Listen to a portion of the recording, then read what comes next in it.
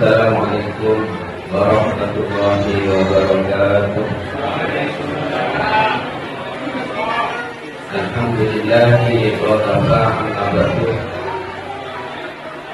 Para alim ulama, para kiai, para sepuh, utamanya Bapak Ketua RW 07 Kelurahan Melajah, Perumahan Bapendar, dan semua ketua RT mulai dari RT 1, RT 2, RT 3, dan RT 4, dan semua warga yang hadir, baik bapak-bapak, ibu-ibu, semoga Allah memberikan rahmat kepada kita semua. Amin Allahumma amin. Para hadirin berbahagia yang dirahmati oleh Allah, dulu di zaman Nabi Muhammad SAW, para kaum Quraisy diajak untuk beriman kepada Nabi Muhammad, untuk mencintai Nabi Muhammad. Kemudian orang kafir Quraisy menjawab, saya dari dulu sudah menyembah Allah, saya dari dulu sudah cinta kepada Allah, tapi untuk apa saya cinta kepadamu, sedangkan kamu masih lebih muda daripada saya, kata orang kafir Quraisy. Kemudian turun ayat, Qul in kuntum tuhibbunallah fattabi'uni yuhibbukumullah wa yaghfir lakum dzunubakum. Langsung Allah menurunkan ayat lewat malaikat Jibril kepada Nabi Muhammad, Qul, katakanlah Muhammad, in kuntum tuhibbunallah, jika kalian semua mencintai Allah, fattabi'uni, maka ikutilah saya, yuhibbukumullah, maka Allah akan cinta kepada kalian, wa yaghfir lakum dzunubakum, dan Allah akan mengampuni semua dosa-dosa kalian. Dari ayat ini bisa diambil kesimpulan, orang yang hanya mencintai Allah tapi tidak mencintai Nabi Muhammad, maka kecintaannya kepada Allah itu gagal. Kecintaannya kepada Allah tertolak. Kenapa? Karena babur rahmati Muhammadun sallallahu alaihi wasallam. Pintu rahmatnya Allah itu Nabi Muhammad. Jadi kalau orang tidak lewat Nabi Muhammad untuk mendapatkan rahmat dari Allah, itu tidak bisa. Sehusu apapun orang itu, sepintar apapun orang itu, tapi kalau tidak lewat Nabi Muhammad, tidak ada rasa mahabbah, rasa cinta kepada Nabi Muhammad, maka kecintaan orang itu kepada Allah tertolak. Ibadahnya tidak akan diterima, itu sudah pasti tidak akan diterima. Kalau tidak ada rasa cinta kepada Nabi Muhammad SAW. Orang yang cinta itu pasti ikut. Jadi kalau mungkin ikut kalau tidak cinta. Jadi kalau kita cinta kepada Nabi Muhammad, itu harus dibuktikan. Pertama, orang yang cinta kepada Nabi Muhammad harus dibuktikan dengan menghidupkan sunnahnya. Menghidupkan sunnahnya Nabi Muhammad. Terus barang siapa yang menghidupkan sunnahnya Nabi Muhammad, maka orang itu betul-betul cinta kepada Nabi Muhammad. Sekarang apa hikmah dari cinta kepada Nabi Muhammad? Karena mahabbani kana ma'i fil jannah. Maka barang siapa yang mencintaiku, kata Nabi Muhammad, maka orang itu besok akan bersama Nabi Muhammad di dalam surganya Allah Subhanahu wa Ta'ala. Sekarang Maulid. Maulid ini adalah sunnah taqririyah. Sunnah itu ada tiga. Ada sunnah qauliyah, ada sunnah fi'liyah, ada sunnah taqririyah. Kalau sunnah qauliyah, apa yang disampaikan oleh Rasulullah, yang ditulis oleh para sahabat, yang ditulis oleh para ulama, yang disebut dengan hadis, pekerjaan Rasulullah yang ditulis oleh ulama, yang disebut dengan hadis, itu namanya sunnah qauliyah dan sunnah fi'liyah. Kemudian yang ketiga, sunnah taqririyah. Maulid Nabi ini sunnah taqririyah. Kok bisa?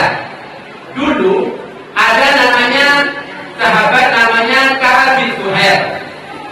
Ka'ab bin Zuhair itu orang yang paling membenci Rasulullah, orang yang paling menghina Rasulullah. Ketika Rasulullah pindah ke kota Madinah, karena sudah tidak punya teman lagi di Makkah, maka Ka'ab bin Zuhair menyusul ke Madinah. Ketika Rasulullah berada di masjid, Ka'ab bin Zuhair datang berada di depannya Rasulullah. Kemudian Ka'ab bin Zuhair nanya kepada Rasulullah, "Ya Rasul, seandainya ada orang yang pernah menghina panjenengan, yang pernah mencaci maki panjenengan, kalau datang ke sini untuk minta maaf, kira-kira panjenengan memaafkan apa tidak?" Karena Ka'ab bin Zuhair itu orang ahli syair, ahli puisi, ahli sastra. Kemudian, "Iya, saya akan memaafkan. Saya, ya Rasul, Ka'ab bin Zuhair, saya orang yang paling membenci panjenengan, orang yang paling membenci panjenengan, orang yang paling menghina panjenengan. Saya sekarang akan melantunkan syair di hadapan panjenengan." Kemudian Ka'ab bin Zuhair menyanjung Rasulullah, mengagungkan Rasulullah, mengagungkan kelahiran Rasulullah, mengagungkan akhlaknya Rasulullah. Akhirnya pujian-pujian itu terbentuk bait-bait yang itu disebut dengan burdah. Jadi pujian-pujian kepada Rasulullah itu disebut dengan burdah. Kenapa kok disebut burdah? Karena pada waktu itu Ka'ab bin Zuhair pada waktu menyanjung Rasulullah, memuji Rasulullah, di antara pujiannya, "Annar Rasula lanurun yastadhu bihi." Engkau bagaikan cahaya yang menerangi jagat raya. Engkau bagaikan rembulan yang dapat menyinari lubuk hati manusia.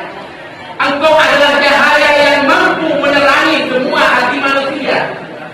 Engkau cahaya yang mampu mengubah dari kegelapan menjadi keterangan. Akhirnya Rasulullah bilang kepada semua sahabat, "Wahai para sahabat, dengarkan pujiannya Ka'ab bin Zuhair ini." Kemudian Rasulullah berdiri, membuka bajunya, membuka jubahnya, selimut yang berwarna lorek-lorek itu diberikan kepada Ka'ab bin Zuhair yang sampai sekarang masih ada di Museum Istanbul, Turki. Jadi pujian-pujian seperti itu diakui oleh Rasulullah, tidak dilarang oleh Rasulullah. Makanya pujian-pujian seperti kita membaca Maulid Nabi, membaca Sarfal Anam, "Anta Samsun, Anta Badrun," engkau bagaikan matahari, engkau bagaikan rembulan, itu pujian kepada Rasulullah. Itu sunnah, disunnahkan oleh Rasulullah, namanya sunnah taqririyah. Berarti orang menggunakan Maulid Nabi ini sunnah. Jadi siapapun, jangan ditulis dulu. Mertuanya jangan ditulis dulu kepada panitia. Nanti aja. Jadi itulah diadakan Maulid Nabi ini. Kenapa? Ada orang bertanya, kenapa kok mengadakan Maulid Nabi? Ini kalau dikumpulkan jadi uang, sumbangkan ke masjid kan jadi sedekah. Ada orang bertanya seperti itu. Pernah di dalam satu majelis saya ditanya seorang ustaz seperti itu. Ustaz, lebih utama mana sedekah ke masjid dengan merayakan Maulid Nabi? Lebih baik merayakan Maulid Nabi. Saya jawab seperti itu. Dia nanya, "Loh, kenapa Ustaz? Masjid tidak mungkin ada kalau Rasulullah tidak ada. Kita tidak akan menjadi orang Islam kalau Rasulullah tidak diciptakan. Bahkan langit dan bumi, surga dan neraka, laut dan daratan, semua tidak akan diciptakan oleh Allah kalau tidak ada Rasulullah Shallallahu Alaihi Wasallam. Makanya tidak ada yang lebih utama daripada Rasulullah. Tidak ada. Kemudian yang ketiga, orang yang cinta kepada Rasulullah banyak menyebut nama beliau dengan membaca sholawat. Besok di hari kiamat, matahari satu bintang di atasnya, ubun-ubun kita, bumi mendidih, saking panasnya, tidak ada naungan, tidak ada perlindungan kecuali perlindungan dari Allah dan syafaat dari Rasulullah. Semua manusia besok akan melewati jembatan yang namanya Shiratal Mustaqim, yang tajamnya lebih tajam daripada pisau. Itu akan dilewati oleh kita semua. Secara akal kita tidak mungkin bisa tanpa syafaat dari Rasulullah Shallallahu Alaihi Wasallam. Orang yang mendapatkan syafaat dari Rasulullah, sejauh mana orang itu waktu hidupnya memperbanyak membaca sholawat. Orang yang baca sholawat tentu orang yang cinta kepada Rasulullah. Jangan mengaku cinta kalau tidak membaca sholawat. Jangan mengaku cinta kalau tidak suka merayakan hari kelahiran Rasulullah Shallallahu Alaihi Wasallam. Kan akhirnya tarik menjadi seperti itu. Jadi kelahiran Rasulullah itu merupakan rahmat yang paling tinggi, rahmat yang paling agung yang diberikan oleh Allah kepada kita semua. Tidak ada rahmat yang lebih besar daripada itu. Kita berdoa minta rahmat kepada Allah tidak mungkin dikasih, belum tentu kita dikasih. Berdoa belum tentu dikasih, tapi kalau kita membaca sholawat satu kali saja, Allahumma sholli ala sayyidina Muhammad, itu sudah pasti Allah memberikan rahmat kepada kita 10 rahmat. Makanya negara bisa menjadi selamat, manusia bisa menjadi selamat hanya 2 kuncinya. 1, cintailah Rasulullah melebihi dari cintanya kita kepada apapun. Yang kedua, perbanyak istighfar, perbanyak minta ampun kepada Allah Subhanahu wa Ta'ala. Insya Allah Allah tidak akan menurunkan bala di negara kita. Karena Allah sudah berfirman, "Wa ma kana Allahu liyu'adzibahum wa anta fihim." Allah tidak akan memberikan siksaan kepada sebuah kaum kalau kaum itu, di kaum itu banyak orang membaca sholawat, karena orang yang membaca sholawat Rasulullah datang di tempat itu. Yang kedua, wa ma kana Allahu mu'adzibahum wa hum yastaghfirun. Allah tidak akan menyiksa satu kaum kalau kaum itu membaca istighfar kepada Allah Subhanahu wa Ta'ala. Maka dari itu, terima kasih kepada Pak RT 1, 2, dan 3, dan 4. Kemudian kepada Bapak RW dan kepada semua warga yang telah dibuka hatinya oleh Allah, yang telah dibuka pemikirannya oleh Allah untuk mencintai Rasulullah Shallallahu Alaihi Wasallam. Insya Allah kalau warga Lavender 100% mencintai Rasulullah, insya Allah wabah yang sedemikian rupa tidak akan masuk ke warga perumahan Lavender. Amin. Allahumma amin. Demikian dari saya, manakala ada kekurangan yang sebesar-besarnya. Walaupun muwaffiq ila aqwamit thoriq.